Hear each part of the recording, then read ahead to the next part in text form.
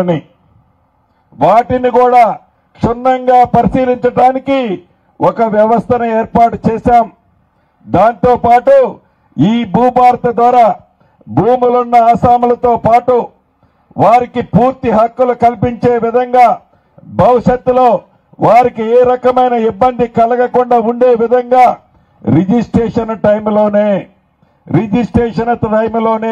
గతంలో లాగా బౌండరీలు కాకుండా ఆ మ్యాప్ను కూడా పెట్టే అంశాన్ని ఈ చట్టంలో పొందుపరిచాము. ఈ సర్వే చేసి మ్యాప్ పెడితే ఉత్తరోత్తర మీ కొడుకో మీ మనవడో మీ ముందు మనవడో ఈ ఆస్తి మీరు ఇచ్చిపోయిన దాన్ని సమస్యలకి గురి కాకుండా ఇబ్బందులకి గురి కాకుండా పూర్తిగా స్వచ్ఛమైన ఆస్తిని ఇచ్చే విధంగా ఈ చట్టంలో పొందుపరిచాము. ఇలా అనేక అంశాలని ఇందాక ఆధార్ ఎలా ఉందో రైతన్నకు ఏది ప్రతి మనిషికి రైతన్నకి కూడా భూదారు అంటే ఆ కమతానికి ఒక నెంబర్ ఇచ్చి ఆ నెంబర్ కొడితే ఆ రైతన్న యొక్క పూర్తి భూమి వివరాలు వచ్చే విధంగా రాబోయే రోజుల్లో భూదారుని కూడా ప్రతి కమతం ఉన్న రైతన్నకి ఈ చట్టం ద్వారా ఇచ్చే అవకాశాన్ని కూడా కల్పించాము. అంతేకాదు ఇందాక నవీన్ మిట్ల గారు చెప్పినట్లు సర్వేర్ల విషయంలో చాలా వెనకబడి ఉన్నాం. ప్రభుత్వం కొంతమందిని నియమిస్తుంది. ప్రైవేటు సెక్టార్లో కూడా ట్రైనింగ్ చేసిన లైసెన్స్ ఇచ్చి మొదటి విడత రాష్ట్రంలో 6,000 మంది సర్వేర్లని అన్ని మండలాల్లో అన్ని పట్టణాల్లో ఏర్పాటు చేసే అంశాన్ని కూడా శ్రీకారం చుట్టాం. రాబోయే 30-35 రోజుల్లో లైసెన్స్డ్ సర్వేర్లు కూడా ఇప్పుడు ట్రైనింగ్ లో ఉన్నారు.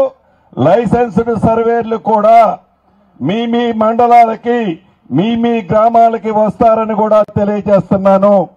అదేవిధంగా విఆర్ఏ విఆర్ఓ వ్యవస్థ ఆనాడు ఆ తర్వాత అర్ధరాత్రి వారు చెప్పిన పని చేయలేదని రోడ్డును పాలు చేసిన దాన్ని ప్రతి రెవెన్యూ విలేజ్ కి ఒక రెవెన్యూ అధికారిని నియమించే విధంగా కేబినెట్ గౌరవ ముఖ్యమంత్రి గారు ఉప ముఖ్యమంత్రి గారు సహచార మంత్రులు అందరూ నిర్ణయం తీసుకున్నాం.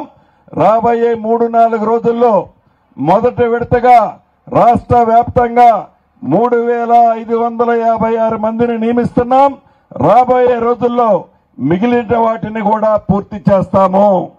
దీనివల్ల ప్రభుత్వ భూములు కాపాడటంతో పాటు ప్రైవేటు భూములకు కూడా పూర్తి భద్రత కల్పించే వ్యవస్థ మీ రెవెన్యూ విలేజ్లో ఈ రెవెన్యూ అధికారి ఒక కాపలాదారుడిగా ఉంటాడని కూడా ఈ వేదిక ద్వారా రాష్ట్ర ప్రజలకు తెలియజేస్తున్నాము.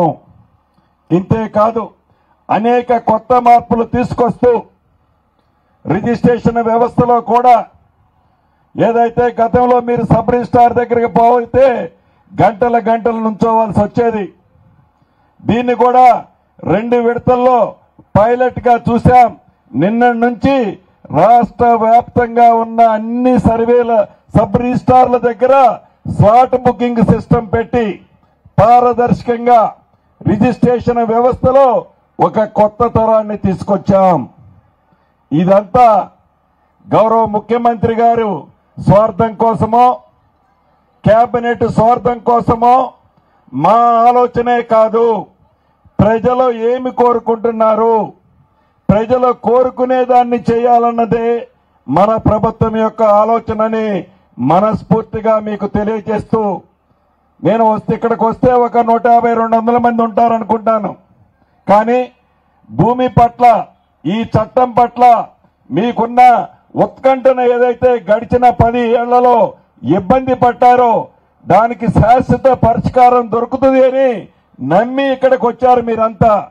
మీ నమ్మకాన్ని మన ఇందిరమ్మ ప్రభుత్వం ఎప్పుడూ వమ్ము చేయదు. రాష్ట్ర ఆర్థిక పరిస్థితి బాగలేకపోయినా గత ప్రభుత్వము చేపట్టిన అన్ని సంక్షేమ కార్యక్రమాలు ఇస్తూ ఎన్నికలకు ముందు సీఎం గారు భట్టి గారు మిగతా వాళ్ళు మేమందరం ఏమైతే సంక్షేమ కార్యక్రమాలు చెప్పామో ఒక్కొక్కటి ఇస్తూ వస్తున్నాము. పాత వాటిని ఇస్తూ కొత్త వాటిని కూడా